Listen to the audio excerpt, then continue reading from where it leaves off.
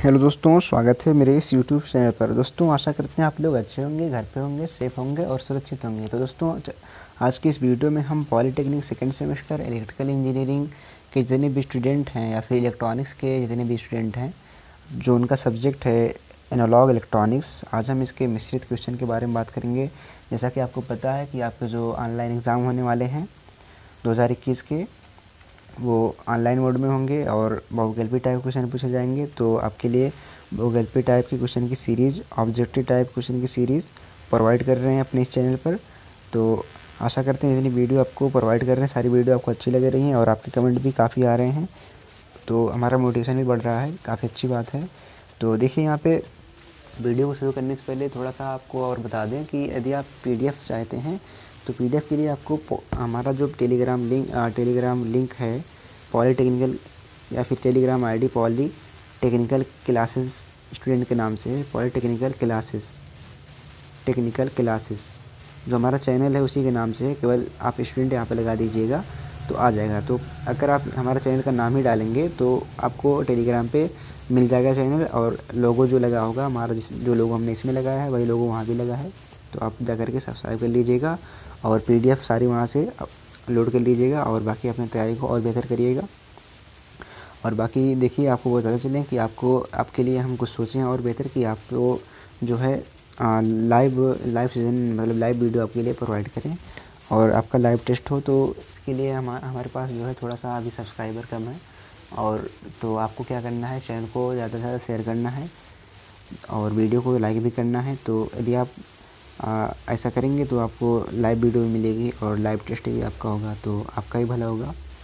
और बाकी आपके लिए अच्छा हम कर ही रहे हैं, जितना हमसे हो रहा है आपके लिए कोशिश कर रहे हैं कि आपके लिए बेहतर से बेहतर करें। और बाकी बढ़ते हैं वीडियो की तरफ। देखें क्या है क्वेश्चन नंबर हमारा 58 क्या है यहाँ पे, कि एक कार्बन कंपोजिशन प्रतिरोध के सिरों पर लगी वोल्टेज को दोगुना करने पर उसके प्रतिरोध का मान कितना हो जाएगा। तो देखिए, एक कार्बन कंपोजिशन प्रतिरोध के सिरों पर लगी वोल्टेज, अगर हम कार्बन प्रतिरोध के सिरों पर जो वोल्टेज लगाई जाती है उसको हम दोगुना कर दें तो उसके प्रतिरोध का मान कितना हो जाएगा। देखिए, जो हमारा वोल्टेज होता है कार्बन प्रतिरोध का, और जो हमारा कार्बन कंपोजिशन प्रतिरोध होता है और वोल्टेज होता है, वो क्या होता है कि अगर हम यहाँ पे वोल्टेज को दोगुना करेंगे तो प्रतिरोध पर कोई फ़र्क पड़ने वाला नहीं, प्रतिरोध क्या होगा, नियत ही रहेगा। तो यहाँ पे आप इसका ऑप्शन सी सही हो जाएगा। और बाकी क्वेश्चन नंबर 59 देखिए क्या है, कि तीन प्रतिरोध R1, R2, R3 समांतर क्रम में जोड़े गए हैं, तो इनका तुल्य प्रतिरोध क्या होगा। तो आपको पता है कि 1/R1 plus 1/R2 plus 1/R3 होता है। अगर समांतर क्रम में प्रतिरोध जोड़े गए हैं तो इनका तुल्य प्रतिरोध होगा। तो क्या होगा, तो देखिए जो तुल्य प्रतिरोध होगा यहाँ पे आपका क्या हो जाएगा, ऑप्शन बी सही हो जाएगा। ऑप्शन ए तो रॉन्ग हो जाएगा, श्रेणी क्रम का दिया गया है। और R1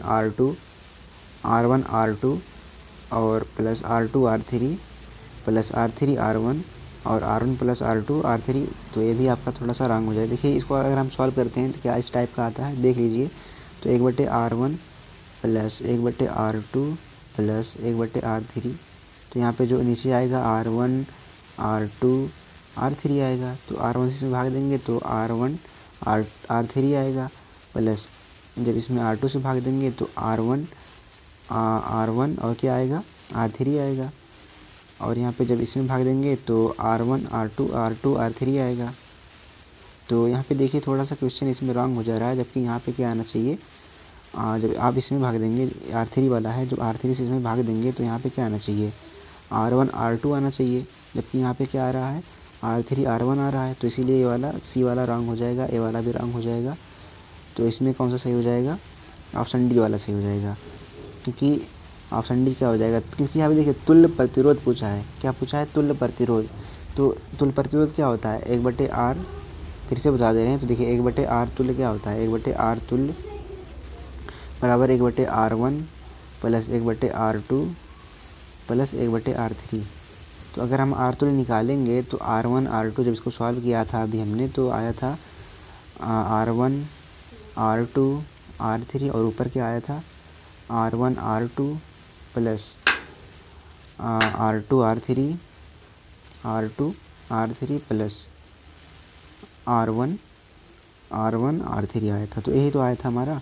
तो यहाँ पे देखिए जो हमारा ये आया था, तो अगर हम, और यहाँ पे हमारा क्या है, 1/R तुल्य है। तो जब इसको ऊपर ले जाएंगे तो क्या हो जाएगा, R तुल्य बराबर हो जाएगा R1, यानी ये चीज़ ऊपर चला जाएगा, वो चीज़ नीचे चला आएगा। तो यहाँ पे देखिए जो तुल्य प्रतिरोध होगा यही होगा। ये तो हमारा फार्मूला दिया गया है ना, यहाँ पे जो 1/R1 plus 1/R2 plus 1/R3 है, ये तो फार्मूला दिया गया है।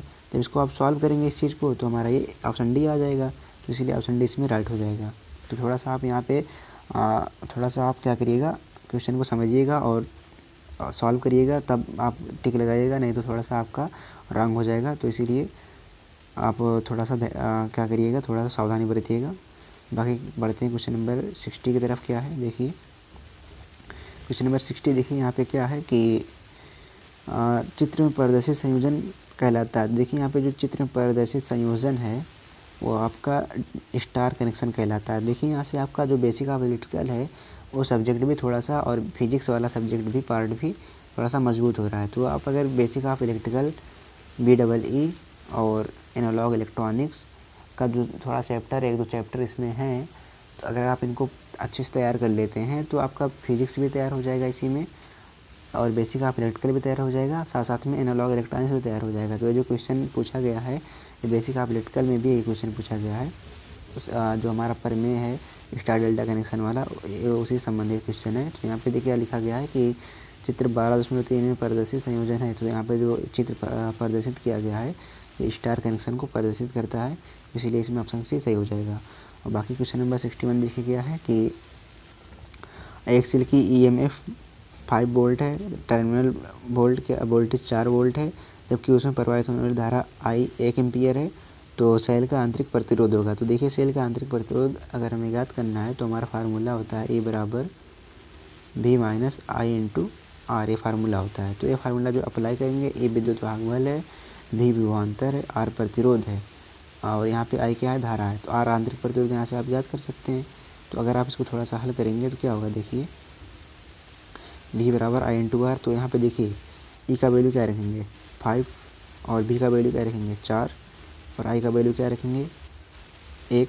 तो 1 मतलब 4 आ जाएगा। तो यहाँ पे जब इधर ले जाएंगे तो क्या आ जाएगा आपका 10 ओम, 10 आ जाएगा कि नहीं, 10 ओम। देखिए यहाँ पे जाएगा, ये वाला इधर जाएगा, ये वाला इधर जाएगा, तो यहाँ पे आ जाएगा हमारा 10 ओम आ जाएगा। तो आप यहाँ से इसको समझ सकते हैं। तो और बाकी क्वेश्चन नंबर यहाँ पे देखिए क्या है कि 62 देखिए यहाँ पे क्या है कि आदर्श धारा स्रोत की आंतरिक प्रतिबाधा होती है। तो आदर्श धारा स्रोत की जो आंतरिक प्रतिबाधा होती है वो क्या होती है, अनंत होती है। अच्छा, एक क्वेश्चन देखिए, हमने बेसिक ऑफ इलेक्ट्रिकल का जब MCQs करा रहे थे तो उसमें भी ये क्वेश्चन हमने बताया था। तो यहाँ से भी आप देख सकते हैं कि आदर्श धारा स्रोत जो होता है उसकी जो प्रतिबाधा होती है अनंत होती है। तो इसीलिए हम क्या करते हैं, जब हम सर्किट परिपथ का निर्माण करते हैं तो जहाँ पे धारा होती है वहाँ पे हम शॉर्ट सर्किट को दिखाते हैं। तो आप इसको भी समझ सकते हैं। बाकी यहाँ पे देखिए 63 देखिए क्या है कि आदर्श विभव श्रेणी का आंतरिक प्रतिरोध होता है। तो आदर्श विभव श्रेणी का जो आंतरिक प्रतिरोध होता है वो शून्य होता है।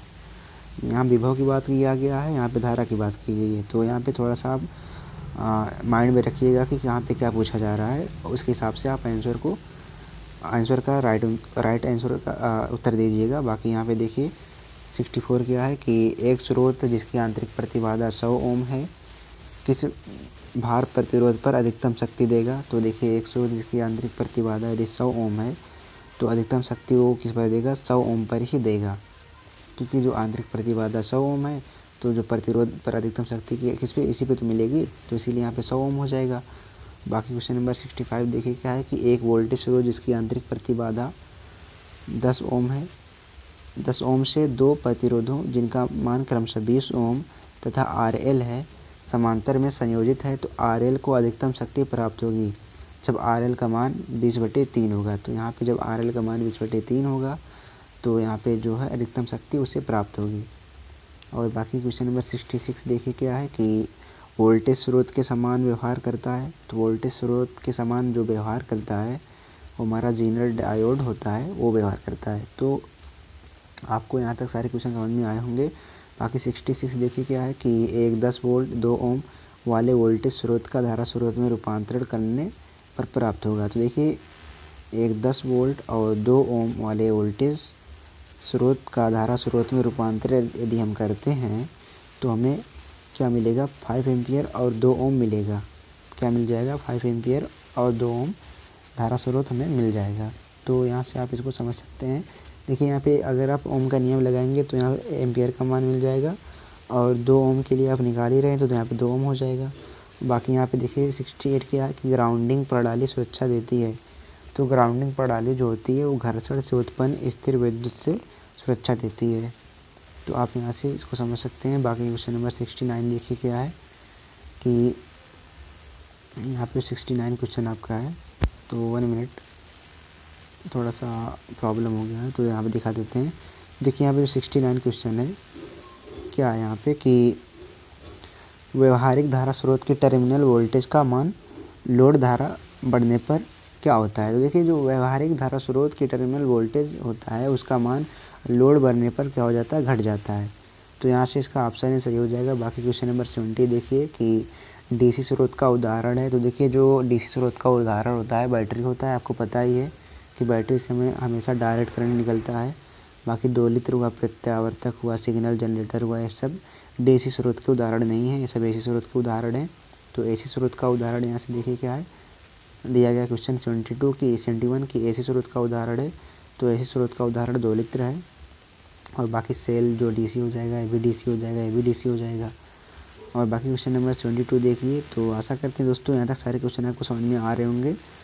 और बाकी 72 देखिए क्या है कि निम्न में से कौन सा कथन असत्य है। तो यहाँ पे देखिए जो सेल रासायनिक ऊर्जा को विद्युत ऊर्जा में परिवर्तित करते हैं, ये वाला कथन क्या है, ये वाला जो कथन है असत्य है। क्योंकि यहाँ पे देखिए द्वितीयक सेलों को पुनः आवेशित किया जा सकता है, दोलित्र का एक एसी स्रोत है, ये भी सही है, ये भी सही है। तो यहाँ पे जो सेल रासायनिक ऊर्जा को विद्युत ऊर्जा में परिवर्तित करता है, ये वाला क्या है, गलत है। तो यहाँ पे ये वाला रॉन्ग हो जाएगा। बाकी क्वेश्चन नंबर 73 देखिए क्या है कि निम्न में से कौन सा कथन सत्य है।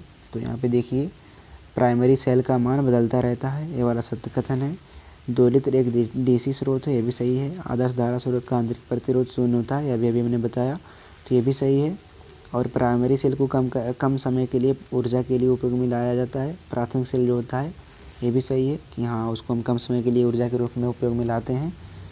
तो बाकी क्वेश्चन नंबर 74 देखिए क्या है कि 1 माइक्रो एम्पियर धारा 100 किलो ओम प्रतिरोध वाले प्रायोगिक धारा स्रोत का समतुल्य वोल्टेज स्रोत होगा। तो यहाँ पे देखिए क्वेश्चन नंबर 74 क्या कह रहा है कि 1 माइक्रो एम्पियर जो धारा है 100 किलो ओम प्रतिरोध वाले प्रायोगिक धारा स्रोत का समतुल्य वोल्टेज स्रोत क्या होगा। तो वोल्टेज स्रोत जो होगा 100 वोल्ट होगा और 100 किलो ओम श्रेणी में होगा। तो यहाँ से ऑप्शन ही सही हो जाएगा। बाकी क्वेश्चन नंबर 75 देखिए क्या है कि 1 वोल्ट 10 ओम वाले प्रायोगिक वोल्टेज स्रोत का समतुल्य धारा स्रोत होता है। तो यहाँ पे 1 वोल्ट और 10 ओम वाले प्रायोगिक वोल्टेज स्रोत का जो समतुल्य धारा स्रोत होता है 0.1 एम्पियर और 10 ओम समांतर में होता है। तो यहाँ से 75 का ऑप्शन नंबर बी सही हो जाएगा। तो सारे क्वेश्चन जितने हमने बताएं सारे क्वेश्चन आपको समझ में आए होंगे, और इसका जो पीडी